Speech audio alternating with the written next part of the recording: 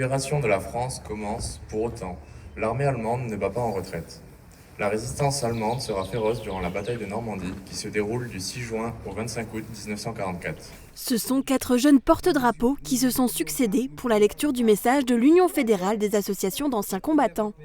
Pour ce 79e anniversaire de la fin de la Seconde Guerre mondiale, l'accent a été mis sur la jeunesse à Sarreguemines, pour transmettre ce pan de l'histoire qui a marqué le pays. Des membres du conseil municipal des jeunes étaient présents, du conseil départemental des jeunes, des étudiants, des cadets de la sécurité civile ou encore des jeunes sapeurs-pompiers. Ils ont pris part à un moment symbolique de cette commémoration très protocolaire, le dépôt de gerbes au monument aux morts. En effet, nous aimerions particulièrement développer des endroits où les jeunes Sarregueminois puissent se retrouver, se rencontrer, jouer et surtout s'épanouir. Notre mission est de travailler sur les réels besoins des enfants de notre âge. Ce soir, nous avons l'honneur de vous présenter le spectacle de l'UNICEF. Une soirée pour défendre les droits des enfants et leur épanouissement. Porté par le conseil municipal des jeunes, l'objectif était de mettre en avant la jeunesse et de laisser les enfants s'exprimer sur scène. Cet événement s'inscrit dans le cadre de l'Uniday 2024. Cette année, la 7e édition, appelée l'Olympiade des droits de l'enfant, se concentre sur l'accès au sport. L'objectif de cette soirée, c'est un peu de sensibiliser tout le monde parce qu'il n'y a pas tout le monde qui a les mêmes droits. C'est pour soutenir peut-être les enfants qui n'ont pas le droit, qui se font maltraiter même. Cette année, le thème c'est sur l'Olympiade, vu qu'il y a les Jeux Olympiques cette année. Et donc, on essaye un peu de dire qu'il y a des enfants qui ne peuvent pas faire de sport. Il y a beaucoup d'enfants qui ne font pas de sport, malheureusement, et qui ont le droit si eux, ils le veulent. Durant près de 2 heures, plusieurs associations, groupes et jeunes se sont succédés sur la scène de l'hôtel de ville de Sarreguemines. Sport, danse, chant, des représentations différentes étaient proposées.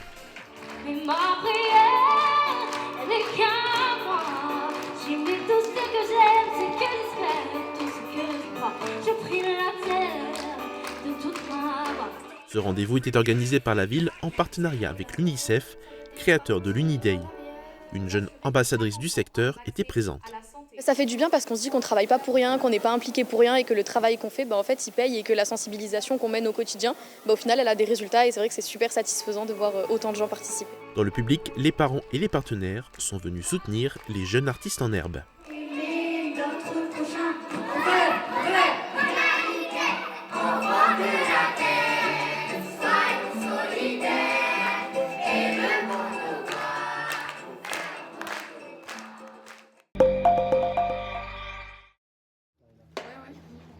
Avec ce soleil et ce ciel bleu, le public était au rendez-vous pour découvrir ou redécouvrir le parc archéologique européen de Bliesbrück-Rheinheim.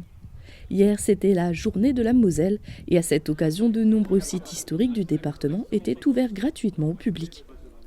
Au parc archéologique européen étaient organisées plusieurs activités et animations. Le marché des producteurs labellisé Qualité Moselle était animé par l'harmonie municipale Sainte-Cécile de Diblin et par la batterie fanfare de Schweyen.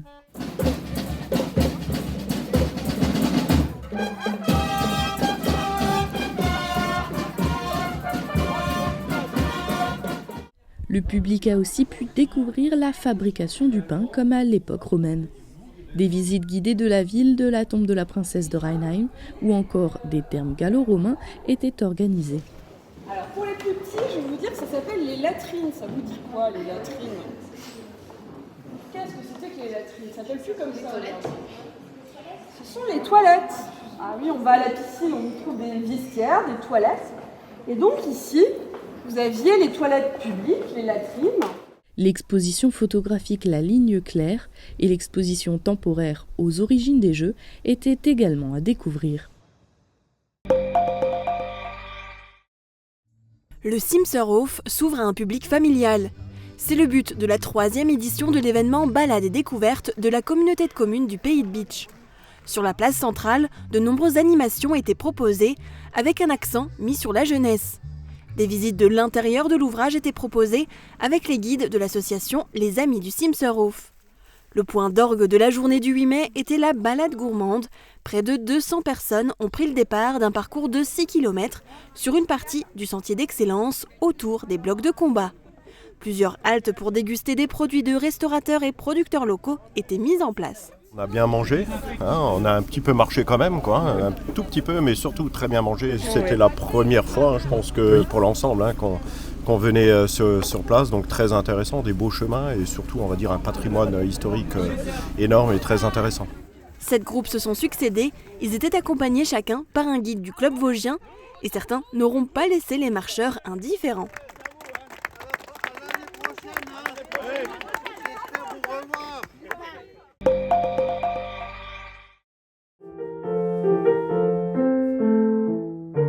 Sarah souhaite découvrir le piano. Avec sa famille, elle a profité des portes ouvertes du conservatoire de Sarreguemines le 8 mai pour obtenir des informations. Elle fera peut-être partie des nouveaux élèves à la rentrée en septembre. Plusieurs professeurs et élèves étaient présents pour montrer comment se déroulent les cours et faire des démonstrations. Sans reculer ton pouce il reste en première position, c'est juste ton premier doigt qui recule un peu. Le conservatoire de Sarreguemines est l'un des seuls conservatoires à rayonnement communal à proposer les 3 spécialités, musique, théâtre et danse.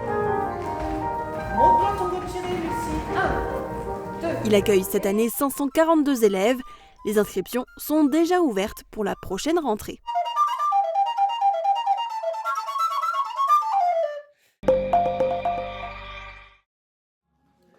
C'était une nouveauté dimanche dernier à Arène, le tout premier salon du bien-être. Le salon a été organisé par Lynn Becker, patronne de Princesse aux petits cheveux. Alors c'est un défi que je me suis lancé. J'avais envie de rassembler des professionnels qui ont un peu la même énergie que moi, dans la douceur, dans la bienveillance, et nous faire connaître, tout simplement, faire connaître les entrepreneurs et les professionnels de la région. Sur ce salon, il y avait 13 exposants. Alors on a on a des artisans et des thérapeutes, on a des personnes qui font de la biorésonance, naturopathie, qui pratiquent du massage, on a des artisans, une personne qui fait des bougies, des décorations en maille, la lithothérapie. Une nouvelle édition pourrait bien avoir lieu l'année prochaine. J'aimerais beaucoup. C'est vrai qu'on m'a contacté il y a quelques temps. Il y en a 2 autres personnes qui m'ont contacté. Et puis peut-être que si ça a plu, pourquoi pas renouveler et peut-être agrandir, on verra. Durant la journée, la restauration était assurée par la cuisine de Véro avec ses cheesecake cookies ou encore pokeballs. Plusieurs ateliers étaient également organisés toute la journée.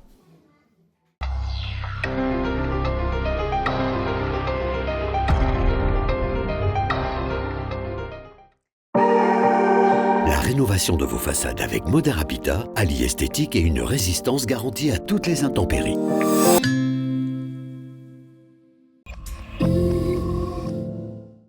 La culture s'invite au pays de Beach. Rendez-vous samedi 18 mai pour la folie des années 80. Cookie Dingler, Patrick Hernandez, Jean-Pierre Madère et William de début de soirée seront sur scène et interpréteront des titres rassemblant toutes les générations. En fin de concert, musique des années 80 jusqu'au bout de la nuit avec DJ. Réservez votre place au siège de la communauté de communes du pays de Beach ou en ligne sur product-son.fr.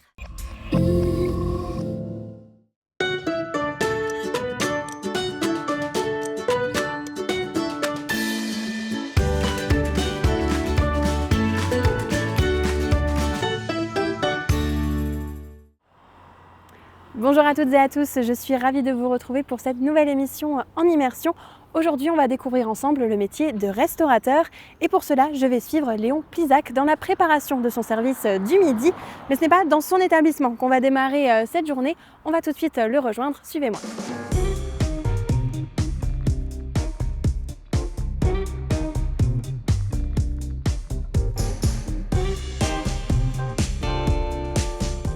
Là, on va d'abord à Sarrebruck. Léon démarre sa journée très tôt pour aller faire les courses. Là, il est 6h du matin. Donc, on va le rejoindre tout de suite pour aller voir un petit peu comment il s'organise. Bonjour Léon. Bonjour. comment allez-vous? Merci beaucoup de nous accueillir pour découvrir un petit peu ce métier de restaurateur. Alors, je l'ai dit tout à l'heure, on ne démarre pas tout de suite dans votre restaurant. D'abord, on va faire les achats pour... Tout à fait, c'est un rituel, hein, toujours. Ouais. Toujours Tous les achats, matins? Tous les matins de bonne heure. Alors, merci d'être venu, d'être levé tôt déjà. Avec plaisir. Hein. Il faut venir équipé. Hein. Ah, toujours. Et du coup, ça va être les achats pour les menus du jour? Une partie du menu du jour, surtout le frais. Et après, donc, on prévoit pas, on ne fait pas les achats journalièrement pour le menu du jour. D'accord. Il faut toujours anticiper. On travaille avec 3 ou 4 jours d'avance. Ok. Toujours. Alors ici, c'est un magasin qui est normalement destiné aux professionnels. Mais maintenant, depuis très peu, les particuliers peuvent venir acheter ici. Même les Français. Ok. Alors, les biscuits pour les cafés. Oui. Parce qu'il faut y penser. Ici, on trouve des grosses poules de 3,4 kg qui nous permettent de faire un bon bouillon. On ne trouve pas en France ces produits-là.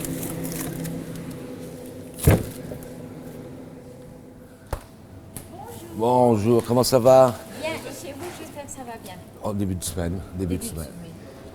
Pour samedi. Oui. Samedi, il me faudrait 6 saumons fumés. 6 saumons fumés. Parce que j'ai un groupe qui vient. Voilà, 6 saumons fumés. Hein, donc, oui. Après, j'ai surtout cherché des produits, des aides à la cuisine, on appelle ça. D'accord. Des aides à la cuisine, c'est-à-dire que j'ai du personnel qui travaille chez moi. Alors s'il doit les payer à éplucher les oignons et les hacher, ça coûte beaucoup trop cher. Alors maintenant, on trouve des produits surgelés, des oignons hachés. Il n'y a plus qu'à les cuisiner. C'est un gain de temps finalement. C'est un gain de temps et un gain parce que là maintenant, avec les charges, on est obligé de tout calculer. Donc ça, il me faut des légumes, ces légumes-là.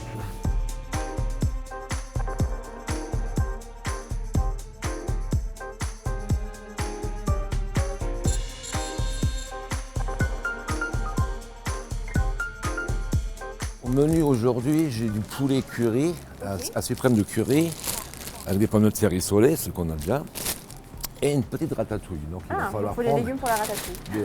On va prendre des poivrons de couleur pour donner de la couleur. Les courgettes sont déjà au restaurant déjà. Est-ce que vous complétez parfois en allant au marché par exemple? Rarement, parce que le problème du marché, c'est qu'il faut aller en ville, se déplacer, il faut se garer, c'est très très compliqué. Et le matin, je suis assez chronométré le matin. Hein. C'est le problème. Est-ce que les courses, vous gérez ça toujours tout seul? Toujours. Ouais. Toujours. Alors, ici les asperges. Elles sont de belle qualité. Je les prends en Allemagne parce que ils sont bien calibrés. Ok. Ils sont bien calibrés. Et on aura l'occasion de les éplucher aujourd'hui. Les éplucher.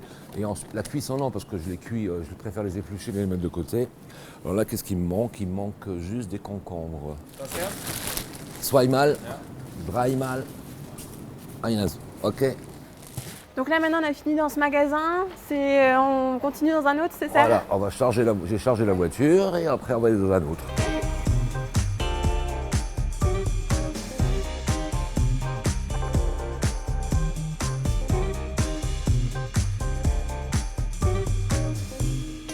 Et voilà, ça c'est bien bon.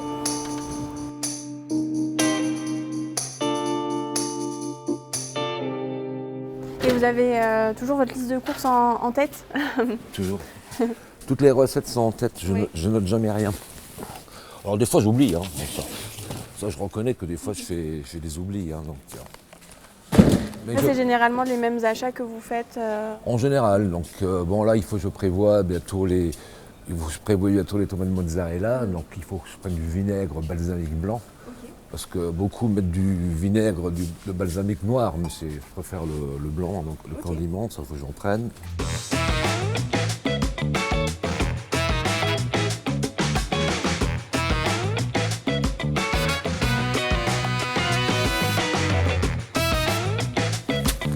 Alors, comme je fais des terrines, on va prendre des cornichons, des grosses boîtes. Hein. Et on va passer à la caisse. Voilà. Parce qu'après, il faut quand même penser à cuisiner. Ah bah oui. Donc c'est déjà 1 heure d'achat minimum, hein, donc, le matin. 1 heure minimum d'achat. Bon, là, on va charger.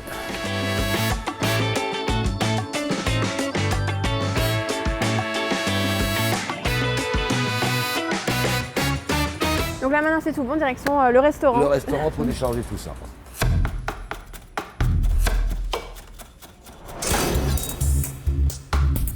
Du coup maintenant c'est parti, on est en cuisine. Je vais mettre mon petit tablier. Voilà, attention derrière. Et la coiffe sur les cheveux pour éviter. Voilà, faut bien couvrir. Ah bah oui. Faut bien couvrir les cheveux, tu fais en Ouais. sorte, voilà. Je vais te laisser faire la petite ratatouille. Ok. Bon, de toute façon, pour l'instant, les légumes, on les lave pas, on va les laver à la fin. On coupe en deux. Là, on peut poser ici les chutes, il n'y a pas de problème. Ensuite, il suffit des petites entailles. On les coupe comme ça légèrement. Et après, en petits cubes, comme ça, pas plus. Le blanc au milieu on l'enlève pas? Non, ça, c'est pas un problème, c'est pas indigeste. De toute façon, après, on va les laver et ça va partir pratiquement. Voilà, les jaunes et les blancs. Pendant ce temps-là, moi, j'ai lancé mes pommes de terre pour midi. Là vous attendez combien de personnes pour midi? Il y a des réservés déjà, je crois qu'il y a une vingtaine de réservés. Bon, le mardi, c'est toujours calme le mardi. Donc je vais lancer une sauce curry en même temps que les pommes de terre. La mise en route du matériel.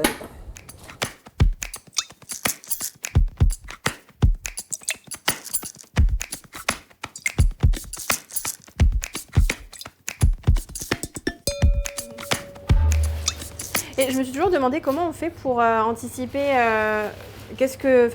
en termes de quantité, etc., ce que les gens vont prendre pour éviter pour qu'il y ait assez et en même temps éviter qu'il y ait du gâchis entre guillemets. Machine sous vide. Ok. Machine sous vide. Alors, toutes les viandes que j'ai, les bouchées à la reine, je les fais une fois par semaine, et ensuite je fais une masse. Là, je ne l'ai pas montré parce que je l'ai préparé hier. Et ensuite, là, je la fais chauffer au fur et à mesure. Okay. Mais tout est sous vide, les portions sont sous vide. Et après, il ne reste plus qu'avec de la crème fraîchement dorée au four et ça chauffe.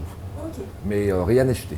Il faut éviter le gaspillage. Ouais. Oui, on ne se doute pas que les restaurateurs démarrent finalement aussitôt la journée. On est obligé parce que moi, je suis un cuisinier traditionnel. Donc, recette traditionnelle, c'est des longues cuissons. Là, ce matin, on a acheté de la poule. Bon, la poule, donc il faut la cuire minimum 3 heures avant. Là, c'est une première manipulation. Dans le bouillon, 3 heures. Ensuite, on va cuire le veau qui va avec. Ensuite, une fois que c'est cuit, il faut le débarrasser, la décortiquer, la faire refroidir. Et le lendemain, on va tout assembler. Ouais. Donc ça, c'est quelque chose qui se prépare la veille la veille ou le lendemain.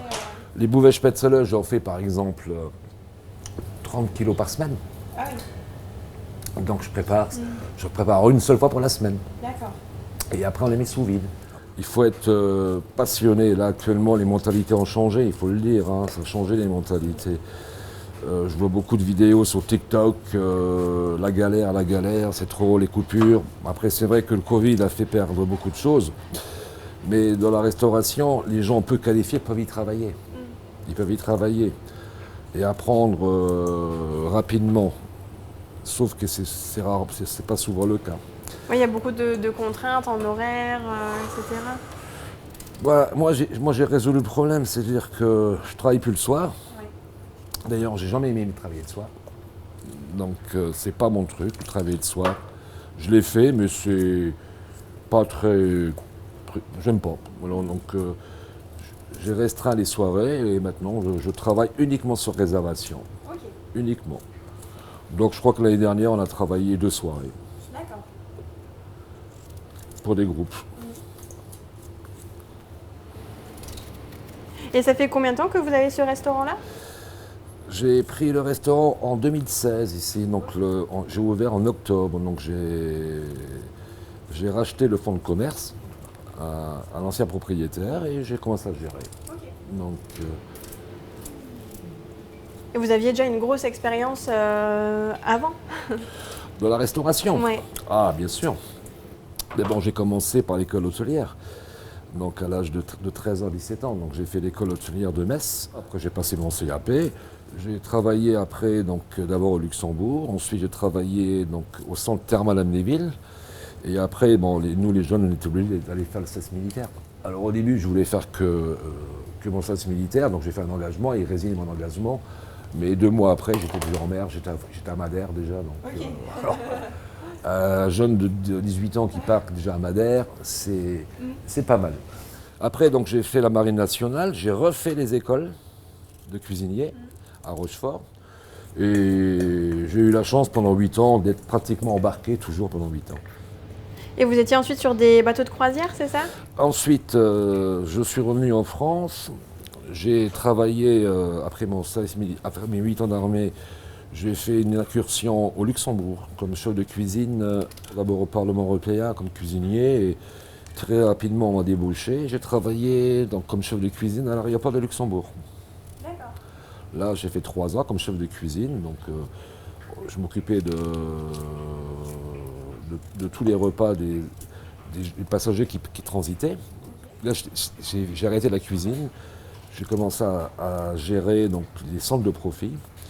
Et j'ai été gérant dans les prisons semi-privées. La première prison semi-privée qui est ouverte en France, c'était à Saint-Mihiel, dans la Meuse. Et j'ai voulu retourner mes amours, la cuisine. Et donc j'ai fait une première expérience à Rayerswiller, donc j'ai ouvert un restaurant. Et je me souvenais plus que c'était difficile. Je m'en souvenais plus, c'était difficile. Quand j'étais à Rayerswiller, pendant 4 ans, le restaurant a très bien marché. Et ensuite, j'ai eu une opportunité de racheter le restaurant de la piscine, le fonds de commerce. J'ai racheté le fonds de commerce, voilà. Et je suis venu ici.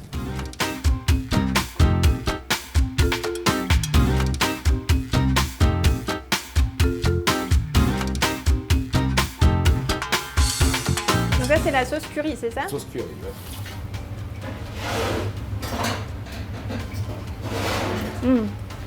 Elle est trop bonne.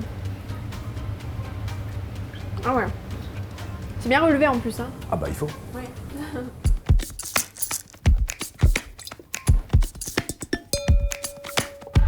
J'ai un peu du mal avec le persil. Et c'est un métier, hein.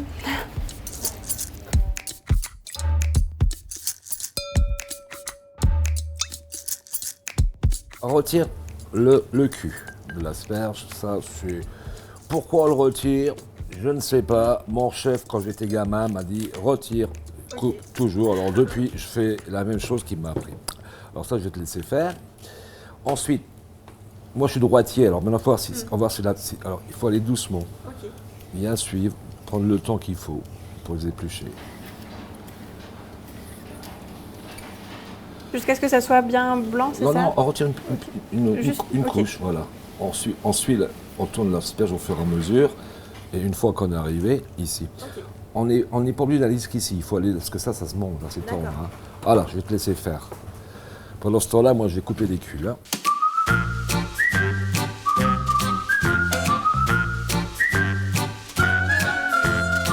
Alors, il faut savoir que Léon m'a confié tout à l'heure qu'il laisse jamais ses aides cuisiniers couper les asperges, enfin éplucher les asperges. Et il le fait tout le temps lui. Et il m'a confié cette tâche. À sa place, je me serais pas fait autant confiance. Hein. J'ai la pression. Faut être très délicat.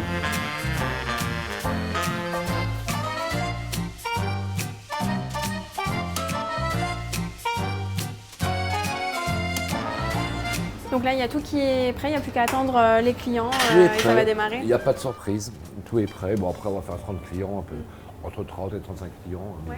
Et après, c'est tout. Et du coup, là, pour vous aider en cuisine et à la salle, votre équipe est composée de combien de personnes? Alors, j'ai 3 serveuses en salle, en temps normal, 3 serveuses donc à mi-temps qui travaillent du mardi au dimanche midi, et 3 en cuisine. Et justement, après toutes les années d'expérience, est-ce que vous avez encore ce petit stress au moment où le service démarre, ou ça va? Non. Non, et après, il faut que ça sorte, c'est tout. Je veux que ça sorte comme je le veux, et après, non, il n'y a plus de stress. C'est la routine? C'est pas le cauchemar en cuisine ici. Non, non. On attend vos commandes. Hein. Salut Fabrice, ça va? Ça peut aller. On sort une langue de veau et un steak à pois et échalotes frites en direct. Sauce échalote, hein. Langue de veau, c'est bon, je la prends. Sauce forestière à chauffer. Vous avez un objectif en termes de temps pour aller le servir aux clients qui n'attendent pas trop ou Le plus tôt possible. Oui. Après, il y a des gens, des fois c'est trop tôt, ils disent on a pas pris l'apéritif, mais normalement les serveuses sont en train de me dire on a le temps, on fait l'apéritif. Mais comme j'ai pas mal de monde en salle déjà, donc il va falloir aller plus vite.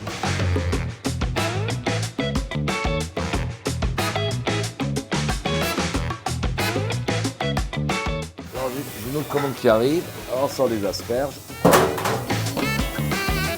Il y aura un bouveux, une boucherie et il y aura 2 nuggets à faire, Christopher. Ketchup, il y aura des sauces vinaigrettes à faire. Il y aura une mayonnaise tout seul et après il y aura une asperge mayonnaise, vinaigrette, une grande vinaigrette, d'accord? Ouais. Donc là on voit le service est bien lancé. On va les laisser un petit peu tranquilles pendant qu'ils préparent tous les différents plats que les clients commandent. Mais en tout cas on voit que ça chambre pas. Les asperges, hein. T'as fait des vinaigrettes comme je te demandais?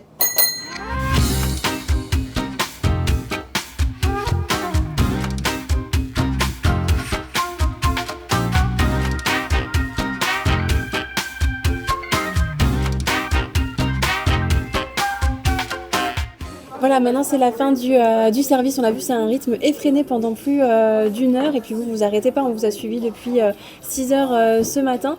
Je voulais savoir en dernière question, qu'est-ce qui vous anime au quotidien finalement dans ce métier? Qu'est-ce qui vous plaît? Alors ce métier, je suis rentré par hasard. À l'époque, je suis rentré par hasard, c'est que quand j'étais à l'école, j'ai redoublé la 5e, hein, donc ça redoublé la 5e. Et à l'époque là, ceux qui redoublaient, on les casait tous à l'école hôtelière. C'était vraiment pour les caser.